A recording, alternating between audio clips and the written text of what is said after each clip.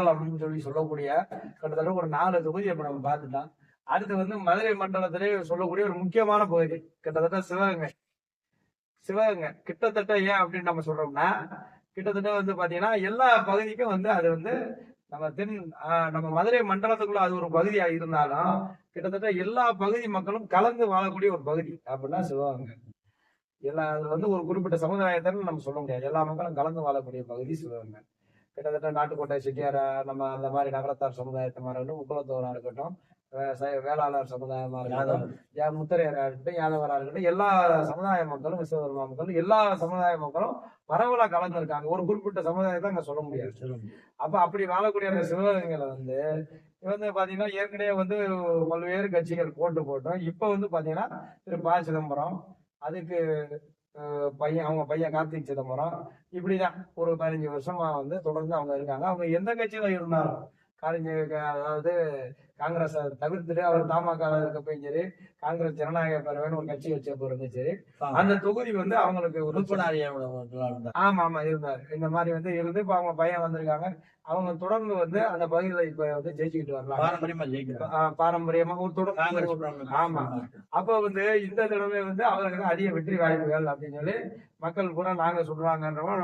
நாங்க மக்கள்கிட்ட கேட்ட வரைக்கும் நாங்க யார்கிட்ட கேட்போம்? காங்கிரஸ்காரங்க டீ கடையில கேட்போம். அவங்க எல்லாம் உங்க யூடியூப் சேனல்ல பூரா அவங்க தான் எந்த இங்க மதுரைக்கு போனீங்கன்னா கம்யூனிஸ்ட்காரங்களை பத்தி தான் போட்டு அடக்குறீங்க. அந்த கேள்வியை கேட்கலாம். அப்படியெல்லாம் கிடையாது. பொதுமக்களை பார்த்து நீங்க யாரு எடுக்க? நாங்க மத்த டிவி மாதிரி நாங்கெல்லாம் கூட பார்த்தேன். முதல்ல அவர் பேசுவோம் என்ன சொல்றாரு, நாங்க வந்து பிஜேபி தான் ஓட்டு போட போறோம். ஒரு டிவி சேனல் ஒளிபரப்புறாங்க. அப்புறம் ஒரு 5 பேர்த்து கேட்கும்போது வெங்கடேசன் நல்லா செஞ்சிருக்காரு, மக்களுக்கு எல்லாம் சொன்னாரு. அந்த மாதிரி எல்லாம் போகக்கூடாது. உள்ள நியாய மக்கள் நாங்க வந்து மாணவர்களோட புதுசா வாக்களிக்க போற மாணவர்கள்ட்ட கேட்போம், கிராமப்புற பெண்கள்கிட்ட போய் கேட்போம். அதாவது அதே போல வந்து சிவகங்கை மாவட்டத்துல பெண்கள் உங்கள்ட்ட சொன்னாங்களாகும். நாங்க போய் கேக்குறாங்க, என்ன பெண்கள் உங்கள்ட்ட சொன்னாங்களாகும். ஆமா, நாங்க பிடிக்காம முடிக்க மாட்டாங்க. நாங்க போய் கேட்க பாட்டு அவங்களுக்கு தான் தெரியும், சிவகங்கை மாவட்டத்துக்காரங்களுக்கு. அப்ப எனக்கு தெரிஞ்ச வரைக்கும் வந்து இப்படி பேசிக்கிட்டாங்க. உங்களுக்கு உங்களோட பார்வையில எப்படி இருக்கு? நீங்களும் உங்க பகுதியில வேலையாட்கள் எல்லாம் போற மாதிரி இருக்காங்க. சிவகங்கை எப்படி இருக்கு சொல்லுங்க. நான் சொன்னேன் ஏற்கனவே உங்களுக்கு சொன்ன மாதிரி அந்த உங்க யாரு சார்பானா நீங்க என்னன்னா தேசிய காங்கிரஸ் இந்திரா காந்தி காலத்துல இருந்து அமைச்சரா இருந்தவர் ப. சிதம்பரம். அப்புறம் இந்தியா சிமெண்ட்ஸ் அதிபர் அவர் பேர் என்ன? இந்தியா சிமெண்ட்ஸ் அதிபர் செட்டிநாடு சிமெண்ட் அதிபர். அவங்க ஒரு அண்ணாமலை செட்டியார். அவர் தமிழ் சங்கத்தை மதுரை பெருசா கட்டியிருக்காரு. தமிழ் சங்க கட்டடம் ராஜா அண்ணாமலை அந்த அவங்க எல்லாம் பிறந்த ஊரு, இந்த இவங்க பிறந்த ஊரு. என்னென்னமோ பெரிய பெரிய செட்டியார்கள், பெரிய பெரிய செல்வந்தர்கள். பல நாடுகளுக்கு அன்னைக்கே வர்த்தக துறையில, மன்னர் காலத்துல இருந்து வர்த்தக துறையில கப்பல் மூலியமா நம்ம இந்திய நாட்டுக்கு கொண்டு வந்து பாரமான முக்கிய பொறுப்புல இருந்தவர் இந்த ப. சிதம்பரம். நீங்க ஒரு நியாயத்தை சொல்லுங்க. நாங்க சொல்லிருக்காங்க, நீங்களே கேட்டு சொல்லுங்க, என்ன செஞ்சிருக்காரு? ப. சிதம்பரம் கிட்டத்தட்ட 3 முறை எம்பியா போயிருக்காரு. இப்ப அவர் மகன் 2 முறை போயிருக்காரு. இந்த 25 வருஷம் இந்த மாவட்டத்துக்கு நடந்தது என்ன அப்படின்னு மக்கள் யார்கிட்ட கேக்குறாங்க? பொதுமக்கள் அவங்களுக்குள்ள பேசுகிறேன். எங்களை மாதிரி ஆட்ட கேட்கிறாங்க. நீங்க யாரு? நாங்களும் பொதுமக்கள் தான் கேக்குறாங்க. எங்கள்கிட்ட பொதுமக்கள் கேட்கிறாங்க. சரி, 25 ஆண்டு காலம் என்ன செஞ்சாங்க பட்டியலிட சொல்லுங்க. எந்த ராணுவ தளவாட தொழிற்சாலைகள் ராணுவ அமைச்சரா இருந்திருக்காரு? எந்த ராணுவ தளவாட தொழிற்சாலைகள் எங்கே அமைச்சாரு? இல்ல அங்க வந்து நிறைய சுக்காம்பாறைகள் உள்ள பூமி. அது என்ன பூமி? அதுக்கு பேர் என்ன சொல்லுவாங்க?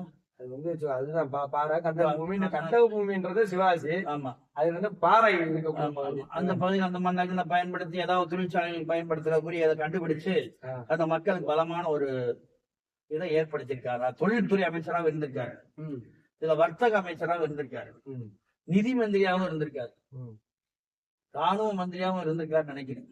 இருந்தார். இப்படி முக்கியமான துறைகள், அதாவது கேபினெட்ல பிரதமருக்கு அடுத்த பதவிக்கு ஒட்டி இருந்தவர் ப. சிதம்பரம். இவரால் இந்த சிவகங்கைக்கு கிடைத்த நன்மைகள் என்ன அதாவது நீங்க ரோட போய் பாருங்க. எந்த ரோடு? கிராமப்புறங்கள்ல யாரு போட்டது? சிதம்பரம் வர்றதுக்கு முன்னாடி யாரு போட்டது அது? மத்திய அரசு அவர்தான் போட்டு போட்டாங்க. கிராமப்புறம் நெடுஞ்சாலை. பிரதமர் கிராம வழிச்சாலைகள் கொண்டு வந்தது யாரு? கிராமப்புற சாலைகள் கொண்டு வந்தது யாரு? அது வந்து வாஜ்பாய் வாஜ்பாய் கவர்னர் கிராமங்களை தேசிய சாலையோட இணைக்கிறது கொண்டு வந்தது வாஜ்பாய். ஆமா, அதுதான் வந்து அதுக்கெல்லாம் நீங்க வந்து உடனே ஸ்டிக்கரை ஒட்டாதீங்க. நல்லது நடந்ததை உடனே செஞ்சாலும் இந்த போர்வை திறந்தப்ப ஆட்சி எடுத்துட்டு போன்ற வச்சீங்க பாருங்க. இங்கிட்ட மன்மோகன் சிங் கும்புற மாதிரி, அங்கிட்ட சோனியா கும்புற மாதிரி, இதெல்லாம் வெட்கக்கேடான பிரச்சனை இல்லையா? சுதந்திர இந்தியாவுல மானக்கேடான பிரச்சனை இல்லையா? இந்த நாட்டை தேசத்தை இணைக்கிறதுக்கு வாஜ்பாய் வந்து செஞ்ச காரியத்துக்கு போர்டு வச்சீங்களே, இது வைக்கலாமா முதல்ல? அதாவது திட்டங்கள் நிறைவேற்றுறப்ப இப்ப கிராமத்துல இருந்தே உடனே ஒரு சாதாரண மக்கள் உடனே மெயின் ரோட்டுக்கு வரணுன்றதுக்காக ஏற்பட்டது பிரதமருடைய கிராம சாலை திட்டம். இப்ப நாங்க சந்திராயன் மங்கள்யான் திட்டம்லாம் வந்து கிட்டத்தட்ட அப்ப ஐக்கிய முற்போக்கு கூட்டணியில லைக் பண்ணுங்க, ஷேர் பண்ணுங்க. நீங்க வந்து அதை செஞ்சீங்க.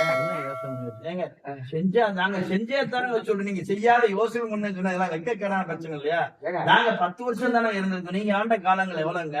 இல்ல, நாங்க மங்கள்யானம் யோசனை பண்ணி வச்சிருந்தேன், சந்திராயன யோசனை பண்ணி ஆண்டு காலம் நீங்க இருந்திருக்கீங்க. ஆமா, 70 ஆண்டு யோசனை பண்ணீங்களா? ஆமா, யோசனை பண்றப்ப நீங்க வந்து அதை செஞ்சுட்டு நீங்க ஸ்டிக்கர் ஒட்டி அதை பண்ணிக்கிறீங்க. அது மாதிரி அப்ப வந்து ரோட வந்து 70 ஆண்டு காலம் பண்ண யோசனைய நாங்க ஒரு ஆண்டுல பண்ணிருக்கோம், 10 ஆண்டுல பண்ணிருக்கோம். அப்படியா?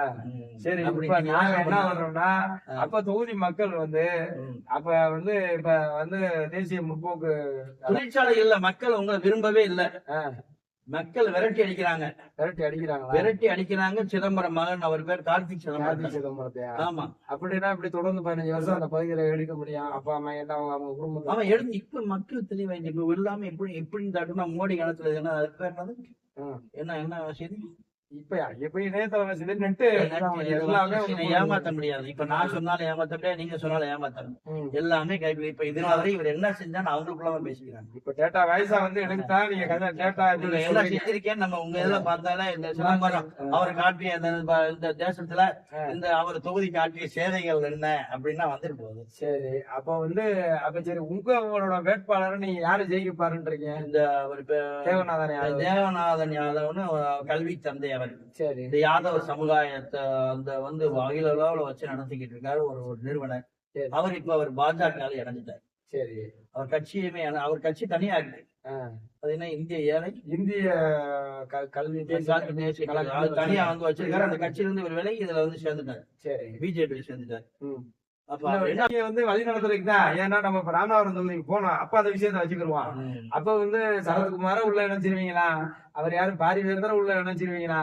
இப்படி வந்து ஏன்னா இப்ப மற்ற தொகுதியில பத்தி பேசுற மாதிரி வந்துடும்ன்றனால நாங்க அந்த டாபிக் வச்சுக்கிறோம். கேட்டீங்கன்னா சுத்தமா சொல்ல போனா சிவகங்கை மாவட்டம் இப்பதான் சுதந்திர இந்தியாவின் முதல் சுதந்திர காற்று அனுபவிக்க போறாங்க. அப்படியா?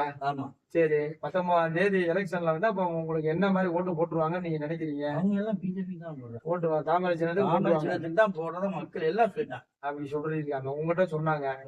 பொதுமக்கள் கருத்து பொதுமக்கள் கருத்து எப்படின்னு கேட்டா நான் கேட்டா வராது. அவங்க ஒருத்தர் சொல்லியிருப்பாங்க, அவங்க ஒருத்தர் சொல்லியிருப்பாங்க, இவங்கள்ட்ட ஒருத்தர் சொல்லியிருப்பாங்க. இது ஒரு குரலா வந்து இப்ப ஒழிச்சுட்டு இருக்கு உங்கள்ட்ட. அப்படியா? சரி, சந்தோஷம். இப்ப வந்து